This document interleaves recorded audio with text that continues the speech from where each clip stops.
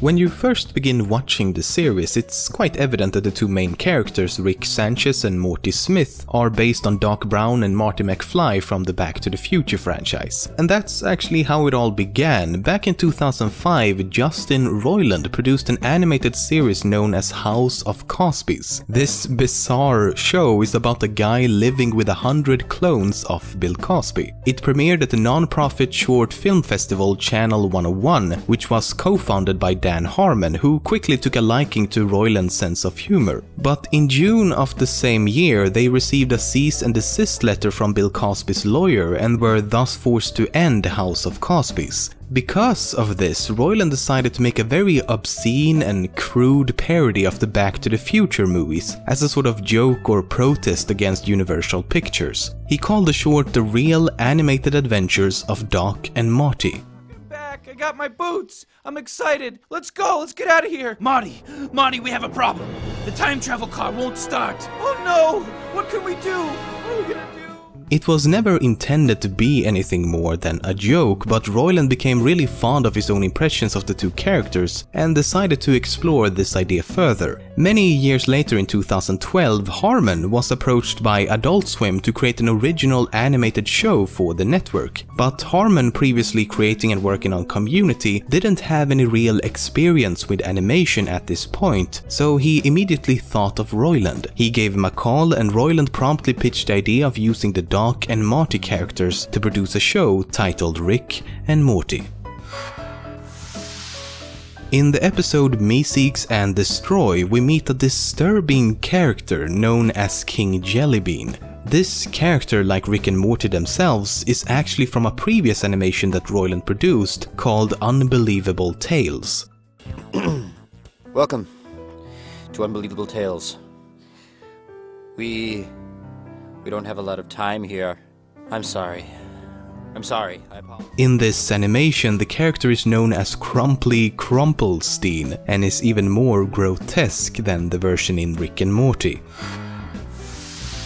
During the show, you might have noticed a character with rainbow-colored suspenders and an American football on his shirt. The stitches on the football also appear to be in the form of Roman numerals, spelling out 18, 3, and 5. If you use the numbers for the corresponding letter in the alphabet, you get R, C, E. So what does that mean? Well, so far it means nothing, and it will likely remain that way. You see, Roiland explained in an interview that he himself, the creator of Galaxy Falls, Alex Hirsch, and Jason Ruiz, who was working on another animated show called Murder Police, got together one day and talked about including parts of a secret code in each of their shows. So if someone found all three codes and put them all together, it would make a word or a sentence. But for some reason, Roiland was the only one to follow through with this rainbow suspenders guy, and thus the secret code makes no sense. One of the main reasons for the show being made in the first place was Roiland's distinct way of voicing both Rick and Morty. Long before the show began, it was a sort of inside joke among friends for Roiland to make these voices. It's been said that something that really makes the show unique is the way he's able to quickly switch between the two characters and improvise new lines and situations by essentially talking to himself. But this almost didn't happen because at first, Adult Swim didn't want him to be the voice of Morty. Instead, they were looking into other famous voice actors like Billy West and Tara Strong, but Roiland kept pushing his idea of voicing both characters, and eventually he got his wish. The theme song for Rick and Morty actually comes from another animated show that Roiland also produced called Dog World.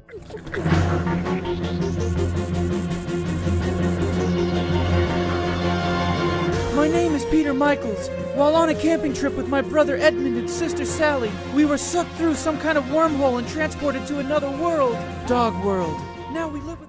It's about humans living in a world with intelligent talking dogs. It was supposed to air on Cartoon Network, but the project was never completed as Roiland simply had too many things in development at the time.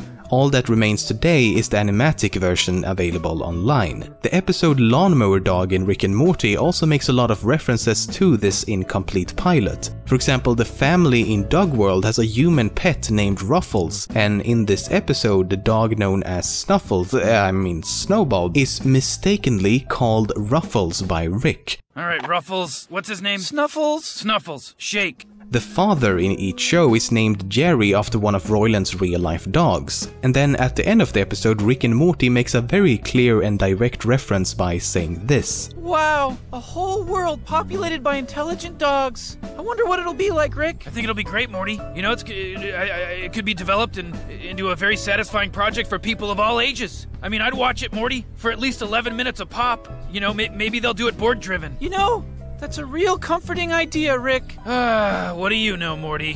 What do you know?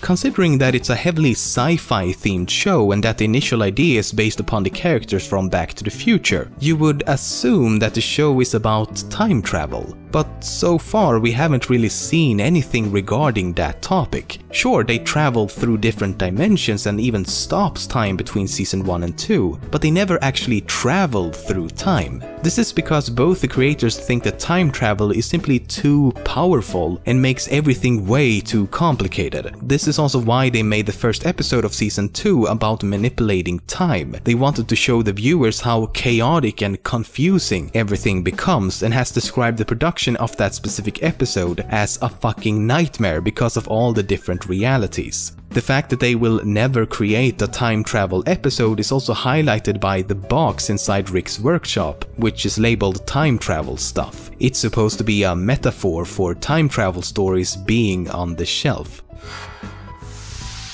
It's possible that Rick and Morty and Gravity Falls are somehow connected. In the episode Society of the Blind Eye of the animated show Gravity Falls, a character accidentally drops his pen, notepad and mug through a portal. In the episode Close Rick Counters of the Rick Kind, these very same items can be seen emerging from a portal. It's also interesting that the Rick and Morty episode was released long before the Gravity Falls episode, which means it was either planned all along or the animators of Gravity Falls saw an opportunity to sort of complete the Easter egg. And it isn't that surprising considering that Alex Hirsch and Justin Roiland are longtime friends. Another connection to Gravity Falls can be found in the episode Big Trouble in Little Sanchez, in which the character Bill Cipher from Gravity Falls is briefly seen. In the episode Get Swifty of Season 2, co-creator Justin Roiland actually makes a cameo appearance as himself. Many of the episode's titles and entire plotlines are allusions to various forms of mainstream media. Some are quite obvious, like Anatomy Park being a reference to Jurassic Park and Look Who's Purging Now being a parody of The Purge. Then there's more obscure episodes like Lawnmower Dog being a reference to the movie The Lawnmower Man. In the same way that a dog becomes super intelligent in the episode, a mentally handicapped person becomes super intelligent in the movie. Me Seeks and Destroy is a reference to the Metallica song Seek and Destroy. The title and premise of the episode Morty Night Run is a reference to the movie Midnight Run. In both cases, the main characters are being chased by the government after helping a wanted criminal. The title of the episode Racing Gasorpasorp is a reference to Racing Arizona, while the episode itself is a parody of the movie Zardos. Unlike many other animated shows, everyone working on Rick and Morty seem to really strive for continuity. Let me give you some examples. In the final episode of Season 1, we see the family house being teleported away and later back again, creating a giant crack around the entire house. This crack remains visible for the entirety of Season 2, and in one episode Jerry can even be seen using a weed whacker because the weed is whack, Joe. I mean to cut the grass growing out of the crack in the pavement. There's an episode called Total Recall in which alien parasites infiltrate the memories of the characters. The person who brought the parasites into the house in the first place was, of course, Rick, and how that happened is actually covered 2 episodes prior. Rick can be seen loading these green rocks onto his spaceship, which also happens to be covered with these pink parasite pods. And at the beginning of Total Recall, he can be seen throwing pieces of these green rocks into the trash, including the pods. This was also confirmed confirmed by Roiland himself. In Look Who's Purging Now, they accidentally create a hole in the roof of the house. In the next episode, the now repaired hole is still visible. Another minor detail that remains true in every single episode so far, believe me, I checked, is that Rick never wears a seatbelt, even though most other characters do. And there's of course numerous minor details just like these, which haven't been discovered yet. This is Earth Radio, and now here's human music.